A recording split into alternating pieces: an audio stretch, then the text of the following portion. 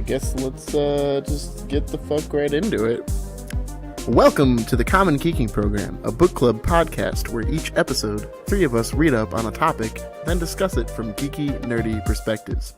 This week, I am your host, Patrick Brem, and we will be discussing Majora's Mask and how it deals with loss, grief, tragedy, impending doom, all that good, fun stuff.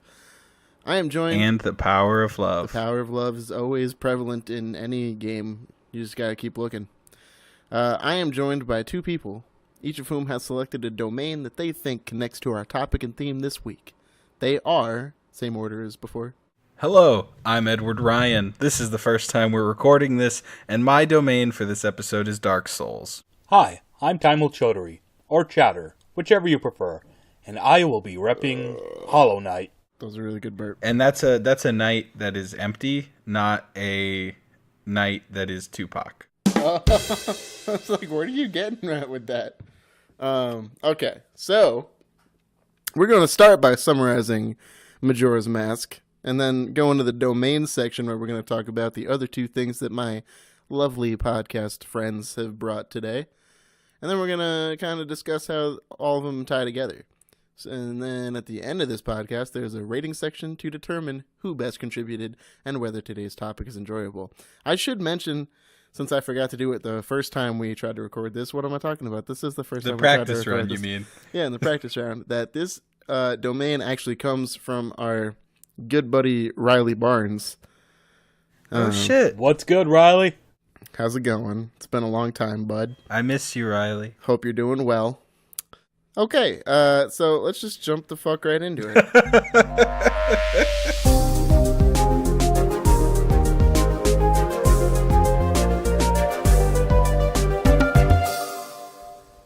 Editor's note, for some reason, this episode contains many sudden and massive spoilers for Avengers Endgame. Proceed at your own risk. Full disclosure, I have never played this game. I don't know why they, I guess I've played the first half an hour or so. I don't know why I ended up posting this, but we're just going to run with it, and you guys are going to help me out.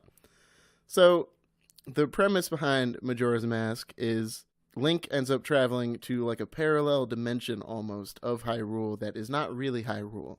And in this new dimension... It's called Termina. In this new dimension... Because it has cancer. That's pretty fucking dark there, bud. The world is going to end in 3 days because the moon is going to crash into Termina and destroy everything. Super cataclysmically. And it's also got a big scary face. It does have a big scary face. I don't know what the fuck they were thinking when they put that shit in there. That was not a kid's game.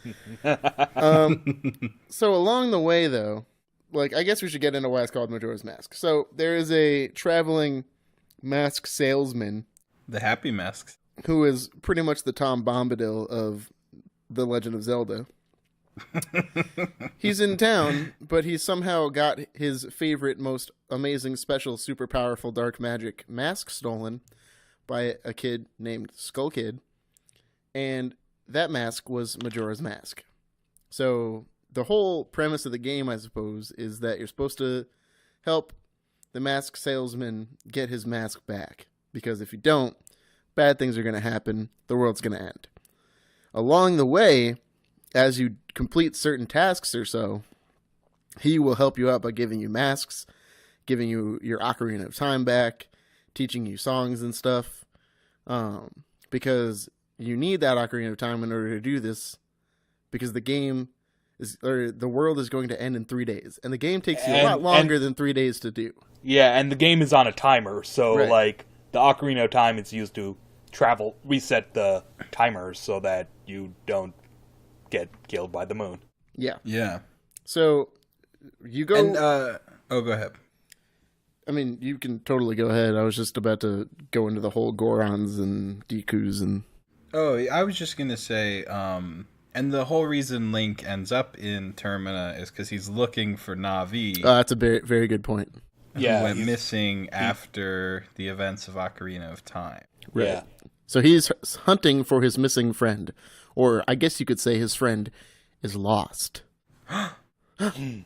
So, as you go through the game, you go to like 4 distinct areas of Termina. You go see the Termina versions of the Gorons, the Dekus, the Zoras, and I can't remember the last one that you said.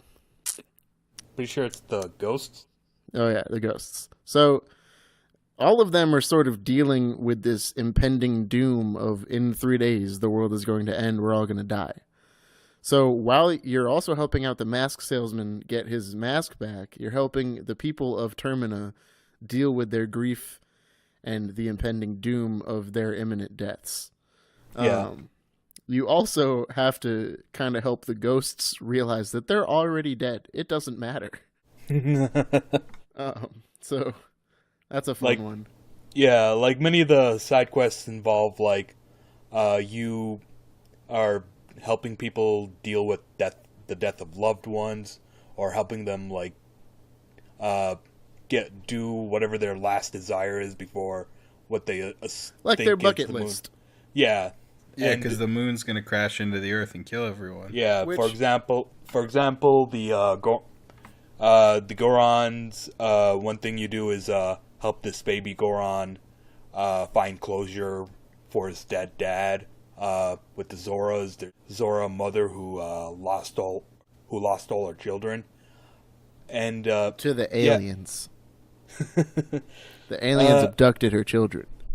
Yeah, the aliens are weird. Anyways, Majora's Mask is known for being one of the darkest Legend of Zelda games. It is the direct sequel to Ocarina of Time, which is a game that is literally and figuratively about Link learning to grow up, and Majora's Mask does a great job, not just through characters and dialogue, but also just through atmosphere of creating dread. And Dread how? Like a giant moon face constantly crashing towards the earth? yes, getting closer and closer and bigger Yes. and bigger, and its smile is just staring you in the face. Yeah, it's pretty fucking gnarly. It's dark, tense atmosphere. And not to mention there's a timer that is just blinking at you. And there's also one of the other things that contributes to this is because the world ends in 3 days in Majora's Mask, but you have the Ocarina of Time, so you can go back to day one. Basically you get a redo, and you take your items and stuff with you. Like, this is part of the gameplay, is to do stuff, go back to day one, do stuff, go back to day one. But the thing is, every time you go back, it resets everything that you did. Like, Link keeps all the stuff that he got from doing things, but nobody else remembers. The people whose problems he solved, those problems become unsolved. Yeah. When he goes back. So there's kind of this futility to a lot of it. Yeah. Where you're doing all these things to help people, but depending on how you play the game, you're really helping those people to help yourself. Yeah, I would like to know, because you need to get certain items and stuff. Is it possible to beat the game in one 3-day cycle? No. I don't think so, maybe. Well, actually that's like a self-imposed challenge that players like to put on themselves. Once they get all the necessary items and are able to make it to the last area, the self-imposed challenges try to help as many people as you can before you end the game for good.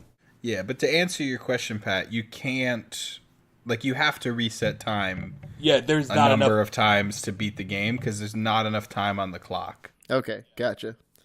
I mean, I guess theoretically, once Link was done, he could just go back and solve everybody else's and help problems those people. Yeah, before he leaves Termina. I'd like to believe that's what's going on there. But I guess once. Okay, let's go to the end of what Majora's Mask game final boss thing Mabob is, and then Majora. we can start. Yeah, it's Majora. So once Link does all these tasks and gets all the items he needs, he ends up climbing the watchtower in the center of town, which is the spot that the moon is going to hit first, obviously, because it's the fucking highest point in town. I don't know why he decided to go up there, but that's where Skull Kid is. So Skull Kid's just waiting up there. You fight Skull Kid, you get the mask. I think the mask ends up breaking, actually, or something, and that's what releases Majora itself. I don't know. And then you got to fight Majora self. Yeah, Majora self. Major self. You fight Major self. And then somehow, I think you trap them back in the mask and give the mask back to the salesman, right? There's that. Yeah. Which is like, why? Yeah, why? Like, he's clearly not responsible enough. Exactly. Some little kid's just going to come up to him and be like, hey, that's a really nice mask. I'm just going to steal it from Tom Bombadil. Awesome, let's go. And then fucking do the whole cycle over again. But hey, here's the question, right? Like, was this all a setup by the Happy Mask salesman? Which gets into even more Tom Bombadil shit. Maybe Tom Bombadil's the one. Or what I was going to say, Doctor Strange in Infinity War and Endgame. Dude, that was fucking nuts. Yo, at the end when he's holding up one finger. Oh. Woo. Yeah. Yeah, Also, no word. Just like a really quick side note, I don't understand why Tilda Swinton decided that she had to take the stone out of the eye of Agamemnon or whatever the fuck. To give it to him. Yeah, why couldn't she give him Just the necklace? give him the whole thing, yeah. Well, actually, what I will say is maybe you can't open it without that spell that Bruce doesn't know. Oh, Yeah. right. Yeah, that's fair enough. That's actually Right. That was actually a thing in Infinity War. Like, you can't open the thing without like a certain spell or whatever. A simple charm, but I promise you, quite unbreakable. Yeah.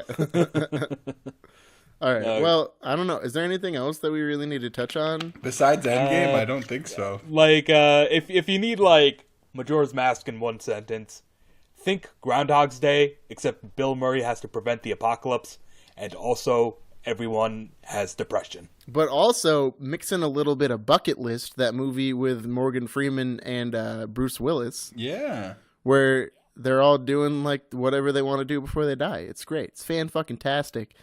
Everybody should go play it if you own an N64 and Or can somehow... or a Nintendo 3DS, because it's on there was there? a Yeah, dude, there everyone was should a go play remake Bucket made List, for the game starring Morgan Freeman. They should release it on Switch because I really want to play it now. Yeah. And Ocarina of Time. I haven't played Ocarina of Time in forever. Dude, the Majora's Mask remaster in 3DS was great. Yeah, it was. All they gotta do is port it over to Switch now. Yeah, no, everything should be ported over to Switch. The only thing that wasn't great about it was the camera control was Garbo. Yeah. Yeah, but it was the N64. Yeah, No, I mean on the 3DS it was Garbo. Oh, yeah. The shit part of it, though, is unless you can go out and find a working N64 and a working copy of the game, you can't play it anymore in its original setting. Yeah. Like 3DS is fun and all, but I fucking hate using a goddamn 3DS as a You can controller. emulate it. We don't condone that, good sir. We are legal, God-fearing individuals that don't break the rules. If only there was like a console, you could play like virtually games that of long past. You know, a virtual console of some. A virtual console Yeah. of sorts. Well, no, Pat, what I'm saying is you buy legally from Nintendo a copy of Majora's Mask for Nintendo 64. Yeah. And you then download the ROM, and then you have the fucking... And then you plug it into your computer with whatever fucking witchcraft device is necessary to do that. And then download the ROM and then emulate it. Totally above board. I'm not suggesting anything illegal. Okay, whatever. Wait, I just got a Kinetics. text from the FBI. Shut the fuck up, kid. Are they coming for you? I think so. All right, anyway. So, yeah, that pretty much sums up Majora's Mask. I guess we should get into the domains real quick, and we're Guys, gonna can double I be check. honest? What? That was like a better summary. I think Like, it Yeah. was, yeah. Yeah. Let I the- think- the training wheels off. I think practice runs, are not the worst thing in the world. If you Yeah. fucking tell me that your shit stopped recording again, I'm gonna slap you in the goddamn No, face. it's recording. It's recording. Okay. Okay. I was about to say.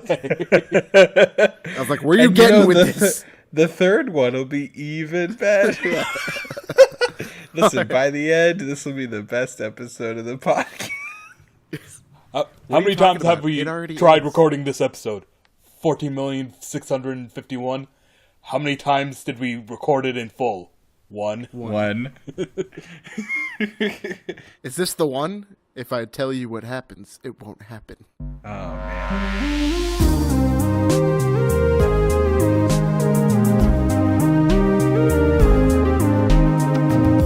All right, so let's get into the domains. Eddie, start talking to me about Dark Souls, and I'm going to give you your own stopwatch so you have an idea of how long you have. All right, 3, 2, 1, go.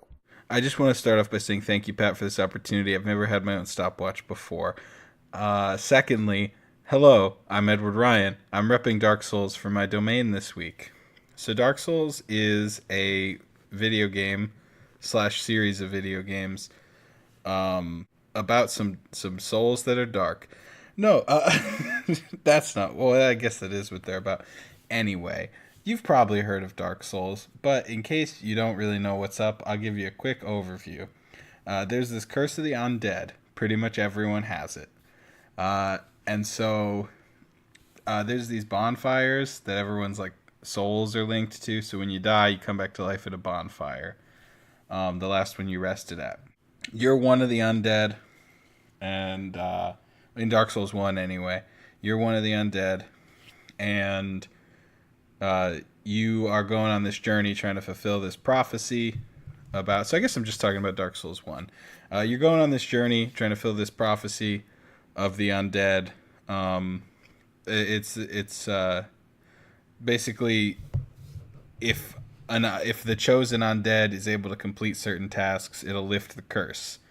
But what happens is every time someone dies and comes back as an undead, they like lose a part of themselves, and eventually they'll do what's called hollowing, where they basically become like a mindless, version of their former self. Mm-hmm. You don't necessarily have to die a bunch of times and come back to hollow, but that speeds it up. Really, though, in the games, what the evidence points to, what causes hollowing is loss of like purpose, loss of like will to live. Yeah, so generally characters that have something to do, something that they're striving for, they tend not to hollow. But characters that don't have something like that, don't have a path to be on, they tend to go hollow. So that's kind of a brief overview. The reason I wanted to talk about it in this episode is I think it shares some theme with Majora's Mask. A big one would be the idea of like repetition as a storytelling format in video games. In Majora's Mask, you have the 3 days, and you keep having to reset them because you don't have enough time. And so you're doing the similar things, over and over again. You're doing these same days over and over again to complete the game. In Dark Souls, you could not die, obviously, but you die a lot. So you're doing the same things over and over again and getting better at them each time. In kind of like a Groundhog Way type of thing, where each day Bill Murray learns more and more about the day, and so by the end he can do the day perfect. That's what's happening when you play Dark Souls. Is you're going, and then you get around a corner, and this guy fucking stabbed you, but next time he's around that corner. So when you run around that corner, you throw your shield up right away. Stuff like that. So you're every mistake that you make or every bad thing that happens to you is like a learning opportunity to keep getting better and pushing forward. And in Majora's Mask, right? Every time when Link resets, he like holds onto his items and stuff, right? Whereas in something like Dark Souls, obviously you hold onto your items, but you as the player, you hold onto the experience. And I think Link as a character in Majora's Mask is keeping his experiences throughout the game. So I think that makes sense, yeah. Yeah, when he is... We talked about before how it resets the timeline when he resets time, and these problems become unsolved, but Link remembers solving them. Right. And a big part of the game is him learning to deal with the loss of Navi. So he's going through all these experiences, helping other people deal with grief and loss and mortality. And through that, he's learning to deal with those things as well. Just like in a game like Dark Souls, you're doing all this repetition, and you're learning to deal with the game world, the environment. So I think there's interesting parallels with how repetition helps to tell the story. Another big thing is, to go back to what we were talking about before with the hollowing, is, there are these big themes of like loss and mortality and like a sense of self and purpose and stuff like that I think you can find between the two games. And there's masks. You can wear masks in both games. I think let me check my stopwatch. Yeah, so I'm just about out of time. Yeah, So I don't know good if you wanted to job, summarize me. it or wrap anything up, or if you were So good. quick summary is that in Endgame. No, so my quick summary would be they share a lot of themes. They also share some gameplay elements, and they're both good. We'll talk about it more in the discussion. Well, Thank you you. know, in Endgame, people have to deal with the loss of half of the population. They got to deal with the loss of the New York Mets. I mean, how? Makes people cry on dates. And you know what was even crazier? What? When Black Widow died. Oh my God! I was not seeing that coming whatsoever. Also, that scene where they're fighting to kill themselves. They're fighting over who gets to kill themselves. Like they were fighting over who would die. That's gonna be a meme, right? Yeah. Yeah, it's definitely gonna be a meme. Yeah. So fucking awkward, bud. Anyway, thank you, young Edward. That was. I really thought Hawkeye was gonna win and kill I himself. thought so too. Yeah, same. Like, it seemed like he had the upper hand with the explosive arrows and whatnot, For sure. but she pulled it Black out. Widow is just so fucking clever and She fucking. pulled it out.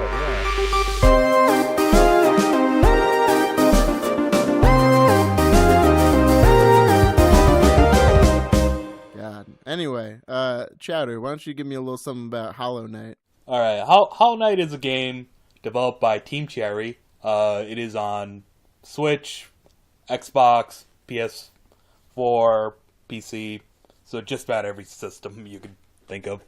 The game has you wandering around the remnants of an long dead civilization as like a former knight of that civilization, and you as you like wander the world, it becomes clear that like the downfall of this civilization was like the result of like people caring more about the trappings of a grand society rather than taking care of the people. As there are things like guards who are a disease that spread through the city that caused everyone to go feral. Guards who mindlessly wander around guarding things that don't exist anymore. That type of stuff. It creates a sort of, and eventually like you'll like find like actual purpose, like finding the dreamers and like slaying them, which are these things. But that's getting into spoiler territory. And I really think that Hollow Knight is the kind of game that you should play without spoilers. But yeah, and Hollow Knight has this very dark, decrepit, hostile kind of atmosphere to it. As you wander the place, you see more and more of the long dead, and like much like Majora's Mask, you also end up questioning, what am I even doing here? Like, this place, there's no helping it, so what am I even bothering? And yeah, Hollow Knight I chose to rep because it also deals with sort of a loss, in this case, like the aftermath of a disaster rather than the moments before it, and just losing your sense of self, like the guards In the music, the moment you want it, you better never let it go. God damn it! I'm so sorry. Like you have the guards who like mindlessly patrol, despite there being nothing to guard anymore. You have, and like there's this area called the Crystal Mines where you have like these miners who have been affected by the disease, and like they're just mindlessly like mining crystals, even though And kids? no miners like with like pickaxes. I'm sorry, and I stuff. keep making jokes. M-I-N-E-R-S. I'm so sorry. Yeah, Okay, and I'll like stop interrupting. and the few people you meet that aren't like infected by the disease, they have this sort of gallows humor sense to them, just kind of scavenging what remains of this civilization. Doug, is Hollow Knight Dark Souls? It definitely seems like it was influenced by Dark Souls, but it is Well, when did it come out? 2017. Oh, okay, yeah, so definitely after. Like shit, dude. You're like, oh yeah, you know, there's this decrepit society, and people lost their minds, and the people that didn't lose their mind are making all these fucked up jokes, and I was like, what the? Okay, well, here's one thing that separates Hollow Knight from Dark Souls. Everyone in Hollow Knight is a bug. It's just a thing. Everyone's like a insect, you know? That's just how the world is. Does anyone else hear Who's, that? Yep, that is just okay. Okay, so That's- let me just You want Wait, to wait. say that one more time so we don't I- have that? I- One second. I One will- second. That's your home telephone ringtone? okay. All right, go ahead. Anyways, let me just repeat what I said. Hollow Knight, in Hollow Knight, everyone is bugs. Like, the aesthetic is all about bugs. The characters are all bugs. That's just the way the world is, so, you know, there you go. That's also an important detail to note. Is Hollow Knight a bug? Yes. What kind of bug? Spoilers! Is that a spoiler? What kind of bug he is? It's a spoiler that he's a But- bug in the first place. like, What if that was like a twist fucking ending? Like it turned out everyone was bugs the whole time? but it's so obvious right from the start. You want to know what else separates Dark Souls from Hollow Knight there, bud? What? Hollow Knight has a 10 out of 10 rating. Dark Souls is like a fucking... 89 out of 10? Holy shit. No, it's Nah, Dark Souls is a really good Metroidvania game with like good like environmental storytelling. So Dude, I yeah. love Beautiful. Metroidvania. yeah, Metroidvanias are just a blast. Some of my favorite games. I can see why you would say that, and I've never considered it before as one of those. I don't know if I'd call it a Metroidvania. What? It is Maybe a it Metroidvania, is. according to Hollow Knight? Wikipedia. Hollow Knight is No, definitely Dark Souls. Oh, well, I'm talking about Hollow Knight. Because Yeah, Timewell said Dark Souls. I did not say Dark Souls. I heard Dark Souls. No. We have the audio. We'll play it back. But Editor's note, Chowder definitely said Dark Souls. You all heard it. I think you could classify Dark Souls as a Metroidvania. That's what I was saying. Yeah. I think it shares a lot of elements. Yeah. I don't think I would call it that, No, but it's like, but it shares a ton of elements. It's using like the same kind of like level structure that Metroidvanias build off of. Yeah. Mm-hmm. But at the same time, that's what the one thing I appreciated about Dark Souls when the limited amount of time I played it is that you can go anywhere, but you don't know if you're the correct level for that area or like you have the Yeah, right like you can stuff. go anywhere. You'll get your ass beat, but yeah. you can go Well, anywhere. that's another nice thing about the game is it's like people will do like level 1 runs of the game, and like there's a lot of in the game where skill can make up for Underleveledness. like your character being underpowered, which is or really like cool. lack of equipment. Yeah, exactly. Like Like I've seen What- people do naked runs and shit. Like when I like refaced one of the early bosses in the game, the impression I got was, holy shit. I, as a player, have gotten better. Like, this guy used to be so hard, and now he's just a pushover to me. And it's like satisfying because it's like I've gotten better at the game. My character didn't just have bigger numbers this time. all right, You know? before we get too into this conversation, let's officially roll over to the discussion section, which means I believe that we Recording stop to Electric recording. Boogaloo. Yeah. All right, good, because I stopped recording about 10 minutes ago. I'm just kidding. I'm just-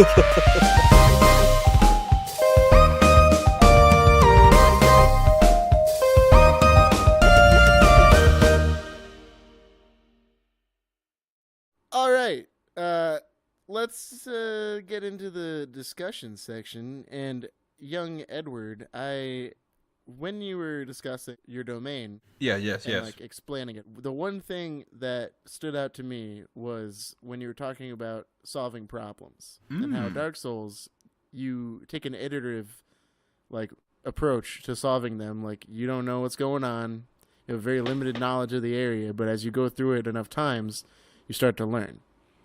And the reset mechanic, being very similar in both games, stands out to me in one way. In that, in the Majora's Mask game, when you solve someone's problem and then reset time, it no longer is solved. But Link knows that he solved it. But in Dark Souls, you're solving your own goddamn problem. And then if you die and you have to reset back to a bonfire, or if you even just choose to rest at a bonfire, all the enemies spawn again, and your own problems are no longer solved. So, like, I guess what I'm trying to get at is you wanted to make that pretty good point, but you're not sure how to turn it into a question. You're right. But, like, yeah, I really don't know where the fuck to go with this. It's a good point, though. So I was a good point. A springboard off of it. Okay, go for it. No, I agree.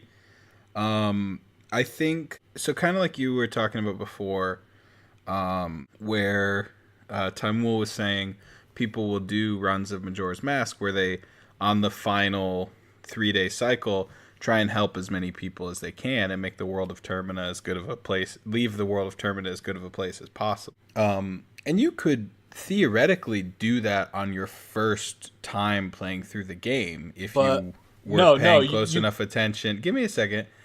To where everything is and times it takes to travel between places. Now, you're not gonna, but you could, right? Like, it's possible. But there are like key items that you would need to get that. No. When I say your first playthrough, I don't mean your first 3-day cycle. I mean the first time that you, Timul, or me, Eddie, play Majora's Mask. That's what I mean. Gotcha. Right? And because you can learn from all those experiences, and you can learn the layout of Termina and who needs help and how to get between places and stuff like that. Just like when you're playing through Dark Souls, you learn, how the areas connect, where there's, different enemies hiding, where there are secret paths and stuff like that. So it's, both the games have this aspect of the player learning as they go along, and I feel like a lot of games don't necessarily include stuff like this. Like, you're not learning about like the game world and how it's set up. You're instead just learning like about your combos and stuff. Yeah, your mechanics. And I think it's really interesting, and it really helps to invest in the world of a game. So, I do. The thing that stands out to me now that I like remembered it halfway through what you were talking about is that in Majora's Mask, when you're going through, the thing that is really driving your like urgency and your need to like get through the game is the countdown, is the fact that in 3 days the world is going to end. In Dark Souls, the thing that drives, I guess, your urgency and your willingness to find out how to get through the level is just the fact that it's so goddamn hard that it almost becomes like a personal pride when you finally make it through the section. Mm-hmm. Like, you're given very little to work off of and thus find your own purpose, as it were. Right. Yeah. So there's no, forgive me if I'm misremembering, but there's no real reason for you to get through the game as quickly as possible in Dark Souls. As so it quickly as possible, no. I mean, like, in, like, I guess the story of it, like... There's no time crunch, there's no timer or anything like that, yeah. Right. So the frustration in Majora's Mask, to me, is the fact that you have a limited window to get everything done. Mm-hmm. In Dark Souls, the frustration is the fact that bosses are so hard, and just, like, getting through is so hard, that it literally requires you to take multiple runs through it in order to just learn like how to get through it without needing to reset. Mm-hmm. So to me, the purpose of both games is almost to like maximize how much time you're spending playing the game and not maximizing the numbers of resets. Because obviously In Majora's Mask, you can reset as many times as you want, but you're not going to get through the game in a very fun way that way. Yeah, like there's a minimum number of resets required, and you'd like to take as close to that number as possible. But in Dark Souls, you want to minimize the resets just because the enemies will respawn every time you reset, and all that does is add to the headache. So like they both have their reasons for trying to get you to maximize your route through it, but for Dark Souls, the reason is you just want to get good, scrub. Mm-hmm. Well, and with Dark Souls, it's an interesting thing, and I'll make this brief because I'm sure you have stuff for Hollow Knight as well. Yeah, but in Dark Souls, the world of Dark Souls, is going through these cycles. Yeah. And so that is paralleled in your character going through these cycles of repeating the areas and enemies over and over again, which is you repeating the areas. Yeah. And so everything in the whole world, and even in the person outside of it controlling a character, is in these cycles. And I guess the point of the game at the end is you get to make a choice if you don't necessarily get to make a choice, but that's a whole nother thing.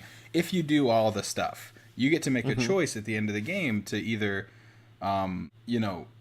continue the cycles or attempt to break them. And keep in mind, neither is necessarily a good. Neither is necessarily good, and neither is necessarily bad, though they're both kind of bad. If you choose to start the Age of Darkness, which is ending the cycle, we see in DLC that the darkness has a corrupting effect on humanity, and maybe Artorias the Abysswalker stuff, we see these shadows that are people of a dead village. They are not. Yeah. But at the same time, if you choose to offer your soul as kindling to continue the Age of Fire, which continues the cycle, you're just perpetuating a authoritative, abusive.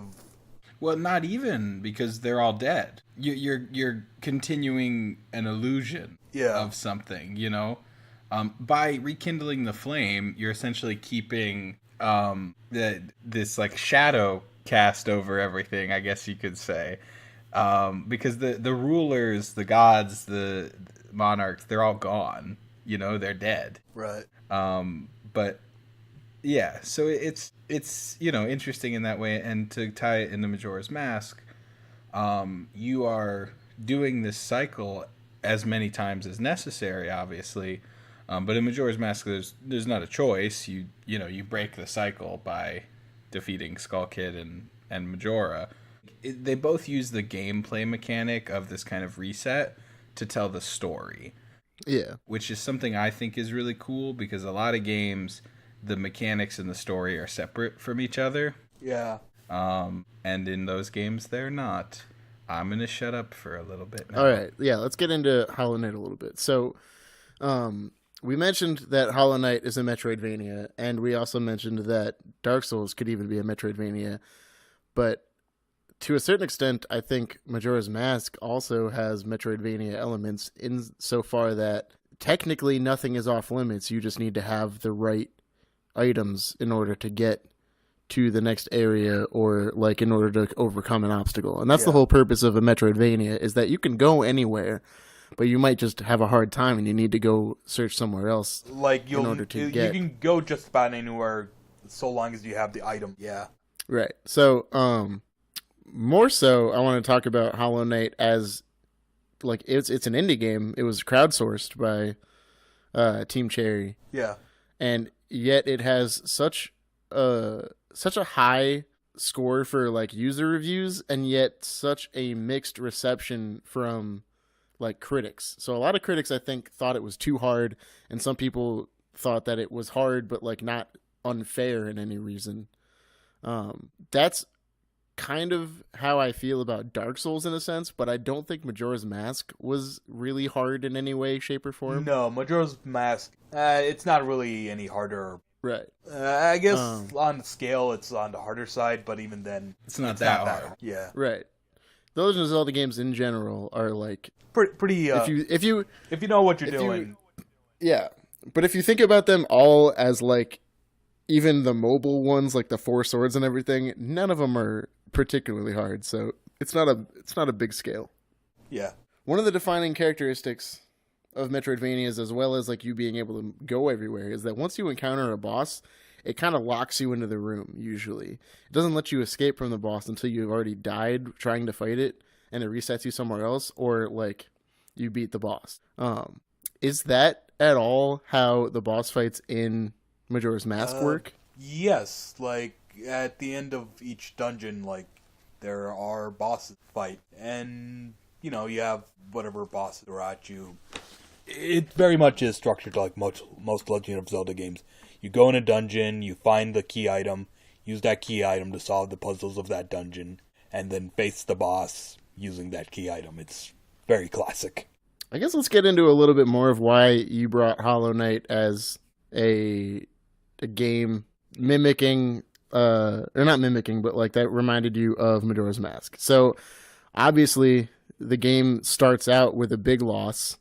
Like right at the beginning of the story, Worm dies, but then later appears as the Pale King, kind of like a resurrection almost. Yeah. I guess, does the Pale King have to almost cope with his own death in a way at any point in the game, and realize that he's kind of like, this is me as an outsider never actually playing the game. Yeah. So does the Pale King ever like come back to Earth and be like, wow, I'm an asshole, I died and like couldn't deal with it? You know, like as you get more information about the Pale King, you kind of learn that like his subjects never really saw him. They just he just kind of hung out in his castle all the time. So, and he was very rarely involved with the ongoings of this world. So, but, and yeah, I think yeah, part of the game is just forcing him to understand that he let his people down. Yeah, by not taking the spread of the disease seriously, by placing importance on the trappings of civilization, you know, structures, mines, whatever, instead of people, and yeah, just calling out authority on just letting things go terrible. It is worth mentioning that Hollow Knight is the only side scroller, I believe, that we're talking about today. Accurate. So a lot of Metroidvanias are. I'd say all of them are. Fucking yeah, I'd say most. All Metroidvanias are side scrollers. Editor's note: the Metroid Prime trilogy of games is a critically acclaimed example of Metroidvanias that are not side-scrollers. Metroid is in the name. Also, Prey from 2017 was fucking dope. Well, we've gone over the fact that like It shares elements, but it's not a... it uses the level design of a Metroidvania, but like, Yeah. can we really call it a Metroidvania if it's not like Metroid or Castlevania? I think that's something that's pretty unique. Well, it's kind of like Hollow the Knight. Netflix Castlevania in that everyone dies. Yeah, kind of like Avengers. Anyway, Yeah. the We have Avengers on the mind if you couldn't guess. Another thing that stands out to me is the fact that Hollow Knight uses his weapon as also like a way to interact with the like the levels and everything. Like, does he use it for movement as well, like as a way to like climb up walls and something? Yes. There are like certain sections where like you use the sword because one mechanic is like you can jump and then swing the sword downward, and if you hit an enemy, you bounce off them. So you can like navigate certain places by bouncing off enemies that way. But most Like a pogo sword, yes, a pogo sword. kind of like Link. Yes. But most of the navigation is done by like finding new items that'll like give you new abilities, like the Mantis Claws, which let you climb walls, or the Dash, which lets you dash. that kind of stuff. Well, I guess let's also tie the Metroidvania stuff back. Not even the level design in Dark Souls. I want to talk about one specific instance where Let's do it. I thought that Dark Souls had a lot of Metroidvania inspiration. And that is, in the very first area, I believe, there is, like, there's a super powerful sword that is off the beaten track. The Like, in order to Zweihander. get this sword... And no, it's like it's like a katana or something. Oh, yeah, but I think the Zweihander's like right in the opening area. It's in like Well, the maybe. skeleton graveyard, yeah. Anyway, the one that I'm thinking of is a katana. And I was having such a big problem fucking fighting my way through this area. My roommate walks up to me and says, "All right, go down this hallway, turn right, go through that door. There's a dude sitting on the ground, and like go talk to him." So I talked to him. He's like, "I'll sell you the sword if you got 13,000 whatever." And I'm like, "I don't fucking have 13,000 whatever. So like, why'd you tell me to go talk to this dude?" He's like, "All right, now Stab that dude in the face. now stab that dude in the back and he'll drop the sword." And I'm like, "The fuck is this shit? Like, this game I think that's the die just katana, rewards you right? for yeah, it's a daikatana. So this game just rewards you for killing random ass people who So- were not even trying to Well, start here's shit. the But at the same time, it made it so easy. Like I picked up that sword and I made it through the next like 2 areas with no problems. So here's the thing, right? Is you can just kill that guy and take the daikatana, right? But then you lose the only merchant for a huge chunk of the game. Like there are more merchants later, but he's the only one for a while. I didn't even know he existed in the first place. Yeah. So I'm not saying you need him or anything, but I'm saying Yeah. you're giving something up to get it. Hey, we're talking about loss and grief. Yeah. I'm giving up something. Yeah, it's perfect. But in order to cope with that loss, I'm just picking up this sword. And the main I'm hacking thing, my way through the rest yeah, of the the level. main thing that you're giving up is that you don't get to go talk to that guy and have him say creepy shit to you. You know, I think I'm okay with that loss. I don't know how we're doing on time. It's been like 20-ish minutes. Yeah. How much time am I supposed to have? I mean, 25 minutes. All right. Well, I guess do you guys have anything that you want to bring up in a discussion? I don't have to necessarily ask all the questions here. yeah, I think it's interesting that like all three of these games use exploration as the central way of like conveying what they want to convey. Very astute. Like by having the player just slowly piece together the story and like have it drip fed to them instead of just having it all told to them at once. Yeah. In the traditional way, yeah. It makes the games more, I guess, intimate in the sense that like you learn as you expand into new areas, you learn more, and that and I guess your incentive is kind of just don't know how to word this. You're incentivized to push on forward, and the two things, the exploration and the story, work hand in hand and work symbiotically. Yeah. It's like, I mean, it goes back to, I think, a little bit of what I was talking about before, but I think you kind of brought it around in a really interesting way that I hadn't, where it's that the story is tied into the gameplay rather than them just kind of being next to each other. Yeah. And I think that, you know, I mean, that's a super good... I haven't played Hollow Knight, so I'm your word for it, but I think that is a really I think it's a really, I can't think of the word, it's a great feat that these games have accomplished, and it's something that I wish was in a lot more games, because games have this avenue for storytelling that other media doesn't, and that's the interactive nature of games. Because like even if you're going through them linearly, like the interactivity creates a sort of intimacy between player and medium. So yeah. And you don't have to do it in such a like kind of cryptic and stuff like that way that like Dark Souls does. I think that's a really good example to point to, but it doesn't have to be that way. But tying the story into the gameplay, I think is really important, and not every game should do it or can, but I think a lot it'd be nice if a lot more games tried to. These aren't the only examples of it. These are some pretty good. And that's what I like about Majora's Mask. Word. Do. All right. What I like about you. You watched Avengers Endgame. Really hold me tight. When they went back in time, heisted stones. And then Tony Snap killed himself. Saved the world. What I like about So you. fucking sad. All right. Thank you all for such a lovely, rousing discussion session. I am actually most likely going to play Hollow Knight now.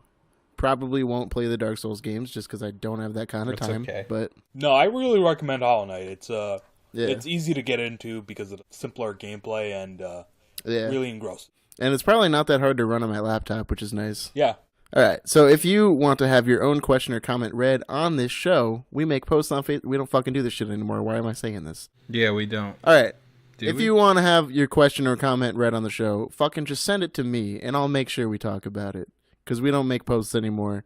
You can find me on Twitter. We usually do this at the end, but I'm going to tell you right now. You can find me on Twitter at PureRiffery. You can find me on Instagram at PattyGuysOfficial.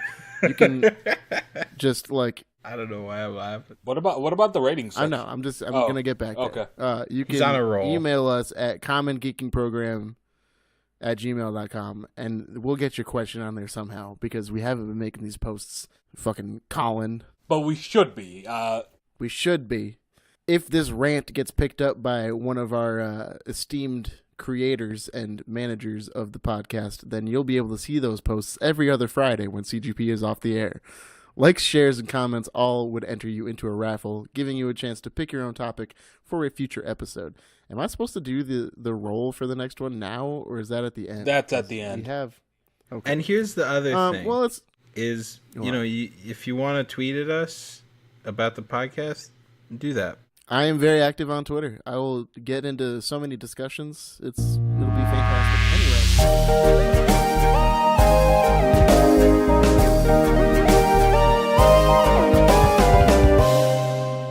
We're going to move on to the ratings section now. I'm going to begin by having both of you rate the topic of grief and loss in Majora's Mask on a scale of 1 to 5.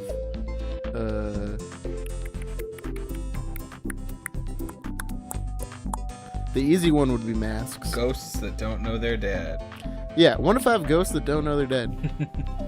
All right, Pat. Buddy. I'm gonna give Majora's Mask a rating here, and I think what I'm gonna rate it is 4 ghosts that don't know they're dead out of 5.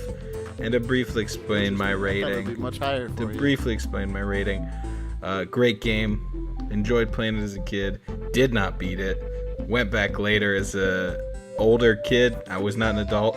Did beat it. Nice. And then as an adult, played it on 3DS. Didn't beat it because I kind of got busy. So I'm 1 for 3 on Majora's Mask. But it's a great game. Really enjoy it. It's a little dated at this point. That's not to be held against it. Old stuff is good. But no, the reason I didn't give it a 5 is just it's not perfect, but it's very, very good. We also, something we didn't get into is that it uses almost entirely assets from Ocarina of Time, which is hilarious. Yeah. It's like the... Well, they had like a year. It's like the turnaround, Fallout so New Vegas of Zelda. We've Yeah. had so many good comparisons here, but That's the end of my rating. let's go on to Chowder. How would you rate this bad boy? I would rate Majora's Mask 5 ghosts that don't know they're dead out of 5. Woo-wee! Yeah, no. This gets one of my coveted 5 stars. Like, Majora's Mask, when it first came out, wasn't really appreciated for what it was, because it was very different from what people were expecting. And there wasn't anything quite like it, but I'm glad that it got the recognition as the years went on. And, Majora's Mask, when it first came out, was this very new experience, and it managed to tell its story very well. And the tension created by the 3-day timer did what it was supposed to do. It made you freak out and panic. It was effective at creating its tension, and it is easily one of the most unique Zelda experiences out there. It's one of the more out there ones, like Link's Awakening, with this very surreal feeling to it. And it's one of my favorite Legend of Zelda games, so I gotta give it 5. Yeah. Yeah, I like it better than Nice. Link's Awakening, because that's just a game about him taking a nap, right? Well, no, it's about Ba-dum. a whale taking a nap. Be real here, Eddie. A giant, whale taking a nap and having, an island dream. Are they the space whales from Star Trek in that one? I think it was Star Trek 5, the opening. No. It's All a right. windfish. Well, next, I will be awarding the Gold Star student, giving a reward to the person who I think best. I hate this part because all it says is best criteria in the episode. Here's the It's thing, fucking man. stupid. One of us made us waste 20 minutes, and one of us didn't. So That is true. So I'm gonna go with the person who I think had the best efficiency in this episode, and that is Chowder. But also, what do I win, though? yeah, I gotta tell you what you win. Yeah. Chowder, you win the golden. a golden moon Yeah! with a creepy ass face on it. Wait, fuck, And no! not only do It's you getting win bigger! that for- not only, that's what she said. Not Heyo. only do you win that for being more efficient than Edward, you win that for bringing attention to the fact that this game is the Groundhog's Day of video games. Nice. And now all I can imagine is Bill Murray as the mask salesman in the movie adaptation of Holy Legend of Zelda, shit. Majora's Mask. Disney, make it happen. That sounds amazing. And they said there was no such thing as perfect casting. Boom. All right. Well, you can go on a victory speech if you would like now, Chowder. Okay. Yeah! Suck it, Eddie! Suck it! And then go on a time loop so that you will continue to suck it for the rest of your life. I'm gonna break the cycle and bring in the Age of Darkness. Thank you very much. Can't have this continue. Editor's note: we host a raffle to randomly select a listener of our podcast so they may choose the topic of a future episode. Patrick recorded this drawing after the rest of the episode had already been recorded. Here I am. This is just gonna be me because I totally forgot to fucking record the listener pick roll. So here we go. As of 10 days ago, the people who are eligible to win are Jasmine Baker, William Rutkowski, Michaela McLean, Mike Ketchen, Tony Lyons, Jerry Morales, Jade Chen, Yang Yang, and Diana Zychenko. So we got 1, 2, 3, 4, 5, 6, 7, 8, 9. We're gonna have a D10. Okay, I got 10 options. I gotta get a D10. Du-du-du-du. Du-du-du-du. Du-du-du-du-du-du. Bam. So I had to re-roll because I got a 10 and there are only 9 people. But on my second roll, I got a 4, which means 1, 2, 3, 4. Mike Ketchen, you are the lucky winner. So yeah, contact Colin, I guess, and tell him what you want us to talk about. All right, cool. Thanks. Bye. That about wraps it up. Thank you for listening. We love you. We appreciate you. We cherish you. You're beautiful. I Hey love Pat, you. This has been what? is this podcast a Christmas present? Because you're wrapping it up real nice. This has been the Common Geeking Program. I have been your host, Patrick Brem. You can find me at Puriffery. Fucking sound it out, bud, on Twitter. And then Patty Ice Official on Instagram. Again, I have been joined by... Hey, I have been your Edward Ryan, and you can find me on Twitter at Fake Eddie Ryan. I just retweet a lot of, goofs and memes and stuff. I don't do a lot of my own tweeting. So hit me up, dog. You should start, Eddie. You should fucking Well, start. here's the thing, right? I'm not. How do I phrase this to not sound like a hypocrite because I'm on a podcast right now? I'm not one for just throwing things into the void, unless I guess it's an audio format. unless I think it's really funny. So if I do tweet, it's because I think it's very funny. Now, other people might not. You tweeted Paddington 2 is the best picture of Oh, 2018. I don't think that that's funny. I think that is an accurate tweet. I mean, that is a pretty accurate. Paddington 2 was the best film of 2018, hands down. I gotta go. There watch is it, but first I not. gotta watch Paddington 1 because I haven't. Yeah, seen you it. got to see Paddington 1 I think first. Paddington 1's on Netflix. So, Dude, Paddington 1 is also a great movie, but Paddington 2 was the best picture of 2018. You also said, "Dear DC Deacon, loving Fallout 76 so far, but why was the canvas bag in my Power Armor edition not made of canvas? Thanks." Yeah. Additionally, Fallout 76 was trash. I don't know why you were enjoying it. Oh, dude, I had a really good time with it. Well, anyways, I have been Taimul Chaudhary, or Chowder, Yeah. whichever you prefer. You can find me on Twitter, at Taimul Chaudhary. You can see how that's spelled in the description. Yeah, that's about it. You're retweeting stuff about Tesla as well. That's interesting. All right. Dude, Elon Musk has a very yeah. funny Twitter account. He is a very funny Twitter, but Tesla is a terrible company. Wait, I don't said retweet it right now. stuff about Tesla. No, I was talking about Ed. Oh, okay. Because he was like, I only tweet when it's funny. No. My own tweets, not retweets. I retweet whatever. The lie detector determined that was a lie, Edward. Lie detectors aren't real, Pat. You're not real. You're not my dad. All right. The next episode will be hosted by one of you two. I got to figure out which one, though.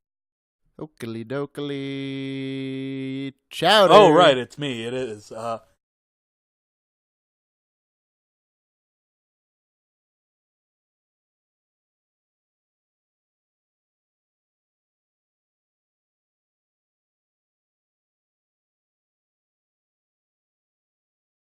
next episode will be episode 108, and that episode will be about the indie game One Shot. So be sure to read up on that, or play up on it.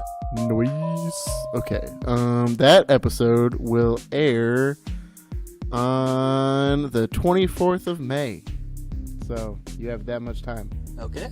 Alrighty, let's get back to the script. And be sure to tune in 2 weeks from now, Friday. I just did that. Doesn't matter. Anyway, thanks for listening, subscribing, sharing, everything. We love you. I already said that, but we still fucking love you. We'll talk to you in 2 weeks. Ciao. Adios. Also, the script still says we'll talk to you next week. We're not going to fucking talk to you next week because we're on a 2-week cycle now. Yeah. You big dumb idiot. Yeah, Colin.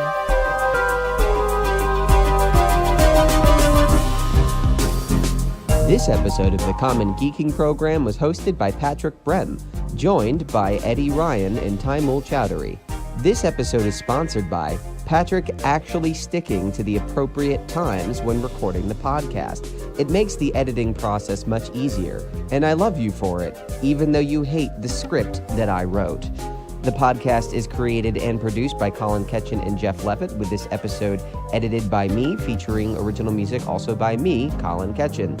We will have a new episode in 2 weeks and a post next week where you can leave comments or questions for our show and be entered in a raffle to select your own topic. We hope to see you there, and thank you for listening to this.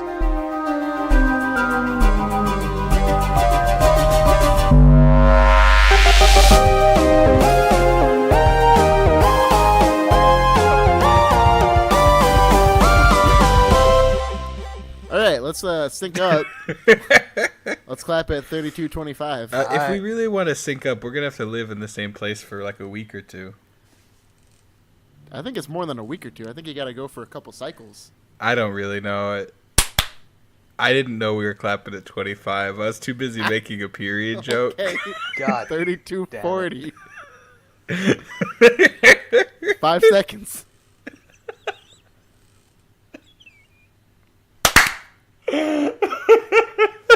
Fucking idiot. Did you clap, Eddie? Yeah, I clapped really good. Okay. It was like the best clap you ever heard. Let's begin. Shit.